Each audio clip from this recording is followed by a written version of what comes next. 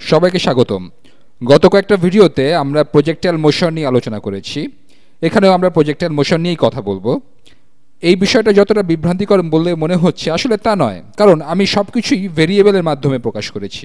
সূত্রগুলোতেও সব ভেরিয়েবল লেখা হয়েছে। আগের কয়েকটা ভিডিওতে আমি আপনাদেরকে যা শিখিয়েছি বা যেসব কিছুর কথা আমি বলেছি, সেসব দিয়ে আমরা আজ কিছু প্রবলেম সলভ করব। কারণ আমার মনে হয় প্রবলেম সলভ করলে একটা জিনিস বা একটা বিষয় অনেক ভালোভাবে বোঝা যায়।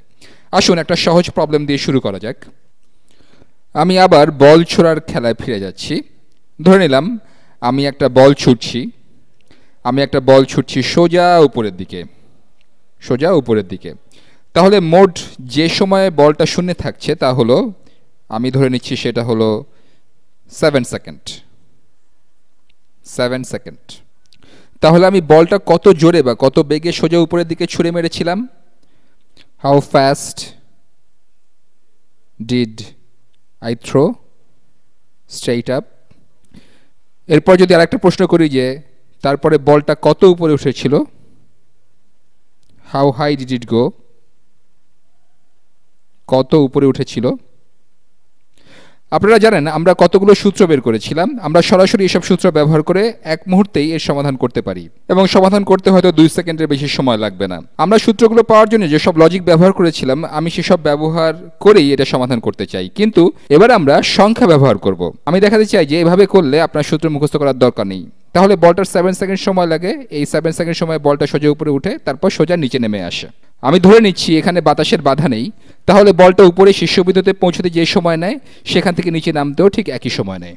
ঠিক আছে, তাহলে বলটা 3.5 সেকেন্ড সময়ে ওপরে ওঠে, 3.5 সেকেন্ড সময়ে উপরে যায়। তাহলে উপরে উঠতে সময় লাগছে 3.5 সেকেন্ড, এটা 3.5।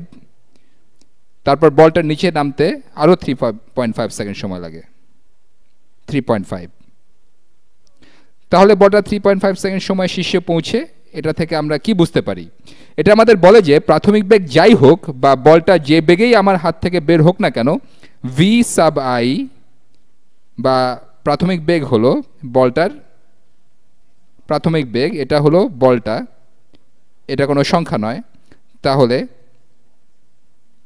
তাহলে 3.5 সেকেন্ড পর বলটা যখন কিছু পথ অতিক্রম করে শীর্ষে পৌঁছবে, তখন এর বেগ 0 হয়ে যাবে।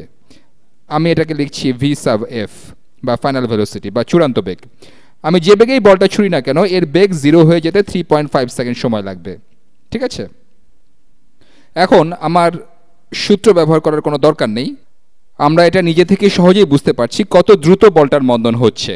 এখানে মন্দন হচ্ছে অভিকর্ষ ত্বরণের কারণে, অভিকর্ষ ত্বরণের হারে, তাই না? আমরা জানি এটাই বলটার গতি কমিয়ে দিচ্ছে। তাহলে আমরা জানি ত্বরণ সমান -10 মিটার পার সেকেন্ড স্কোয়ার। এখন আমরা কি করব? ত্বরণ হচ্ছে সময়ের সাথে বেগের পরিবর্তনের হার। তাহলে ত্বরণের সাথে সময় গুণ করলে বেগের পরিবর্তন পাওয়া যায়, অথবা বলা যায় বেগের পরিবর্তন ডিভাইডেড বাই সময় সমান ত্বরণ। তাহলে বেগের পরিবর্তন সমান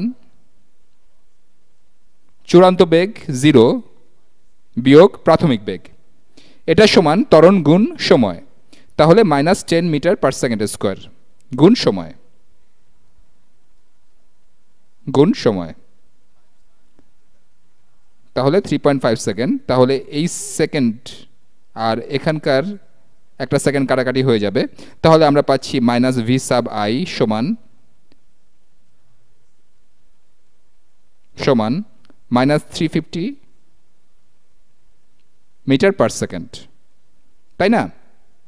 -10 গুণ 3.5, তাহলে এটা হবে আসলে 35, কিছু একটা ভুল মনে হচ্ছিল, -35 metre per second.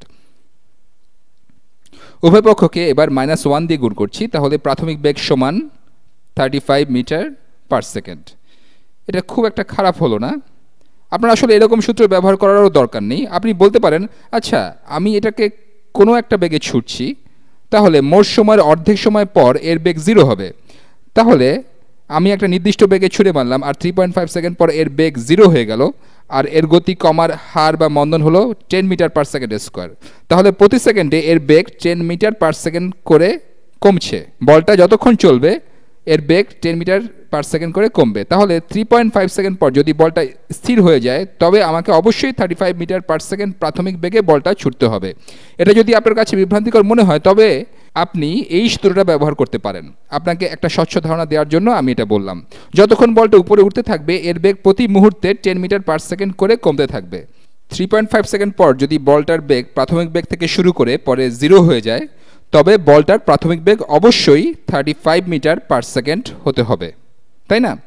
t = 1 second সময় পর এর বেগ হবে 25 metre per second, t = 2 second সময় পর এর বেগ হবে 15 মিটার পার সেকেন্ড, আর t = 3 সেকেন্ড সময় পর বলটা 5 মিটার পার সেকেন্ড বেগে উপরে উঠবে, আর t = 3.5 সেকেন্ড সময় পর বলটা স্থির হয়ে যাবে। এরপর বলটা নিচে পড়তে শুরু করবে। আসুন আরেকটা প্রবলেম সলভ করা যাক। আমি এগুলো পরিষ্কার করে ফেলি, এই রংটা আমার আর ভালো লাগছে না, আমি সুন্দর একটা রং নিতে চাই। তো এখন আরেকটা প্রবলেম শুরু করি।